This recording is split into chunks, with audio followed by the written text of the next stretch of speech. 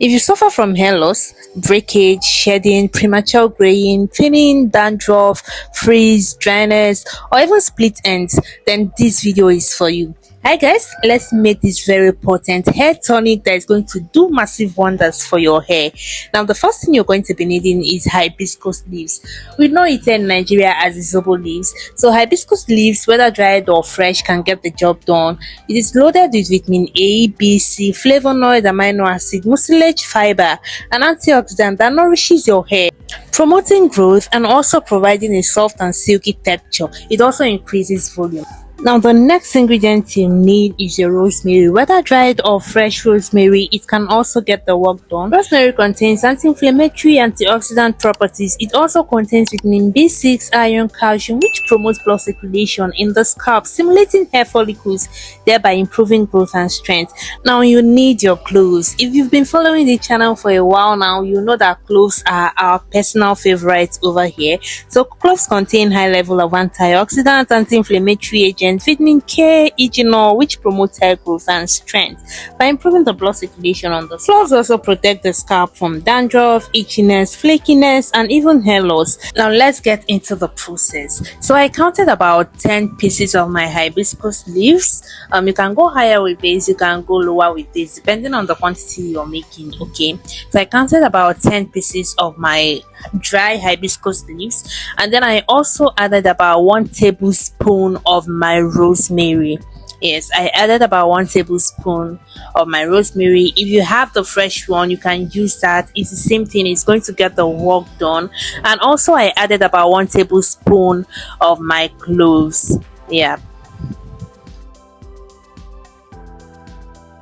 so once all that is done, this is what I have. Like I always say, you can go higher with your quantities, you can go lower with that, depending on the quantity you're aiming to achieve. So once that is out of the way, I'm going to go ahead and pour this into my pot of water. Yes, there is no definite measurement for this water, so you just have to eyeball it. So I added my ingredients into my water and then brought it to boil. I let it boil, I let it sit for about 10 minutes on low heat. So one thing you always have to make sure of is whenever you're trying to infuse something into water or oil, you have to let it boil, or you have to let it heat on very low heat. Okay, so I let mine sit for about 10 minutes, and you can see the color changes, the color like getting from red to darker red to deeper red. Yes, that is what you're looking for. So once it has gotten to this point and the leaves are very soft, I am going to now take it down.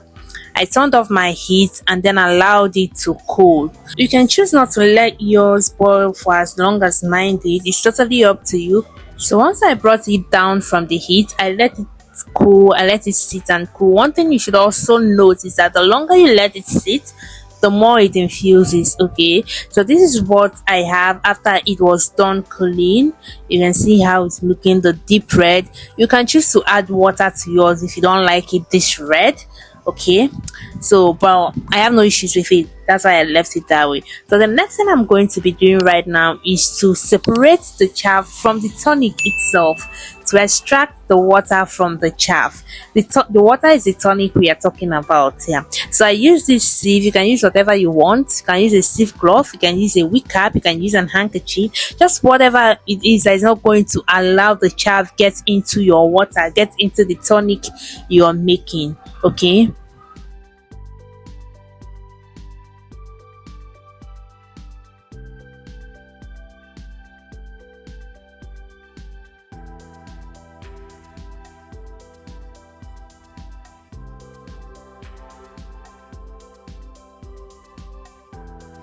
so once that is done, this is what I have. This was what it was looking like. So you can also choose to add water to this at this point if you don't like how dark the color is. Okay, so after that, the next thing I'm going to be adding now is my tea tree oil. Tea tree oil helps get rid of dandruff. It also prevents hair loss, hair lice too. So it treats dry scalp, increases hair growth, adds shine to the hair, and improves the overall scalp health. It also acts as a preservative preservative in case you have no intentions of using it all that same day. So I added about 20 drops of my tea tree oil, gave it a very good mix, and yeah, that was it. The next thing I set out to do was to transfer into my spray bottle, yes, or any applicator bottle of your choice. I'm choosing to use a spray bottle because it's going to make the whole thing easier.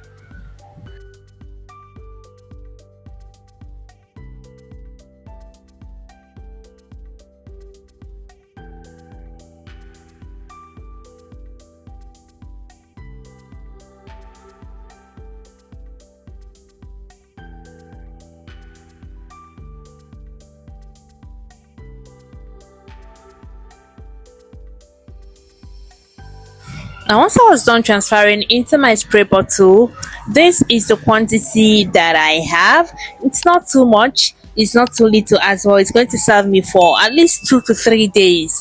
Yes, because you don't need to keep this so long, except you're storing in a fridge. And even if you're storing in a fridge, it shouldn't exceed 7 days. So I'm going to now show you guys how I apply this onto my hair. So my hair was already in protective style, cornrows, and yeah, so this is what I have.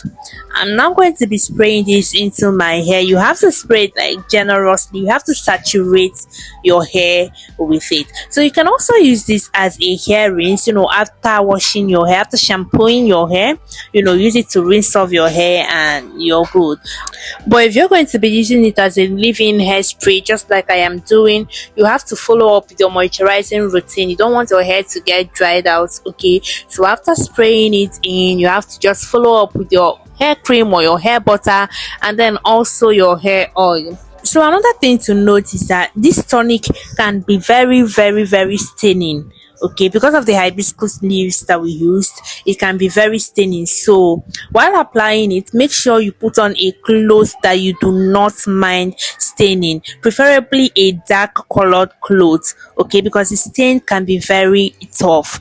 All right, so once you're done applying, do not forget the tips of your hair, do not forget your edges and whatever problem spots you might have. Make sure you spray this.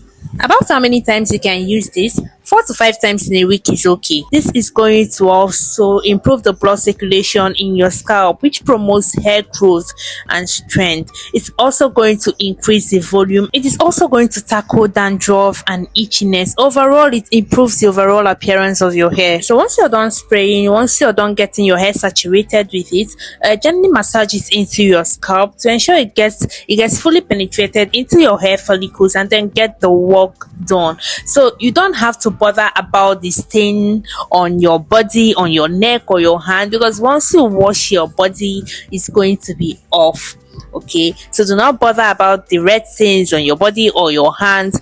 It is very, very easy to get out. Just wash your body and everything is gone. So yeah, this is what I have. This is what my hair was looking like. You can see a healthy scalp, of course. So yeah, that will be all for this video. Thank you so much guys for watching. Thank you. I hope you found this video very helpful. Please do not forget to give this video a thumbs up, share to people you think might need this video, subscribe to me if you've not yet subscribed already, and I will see you guys in my next one. Bye guys.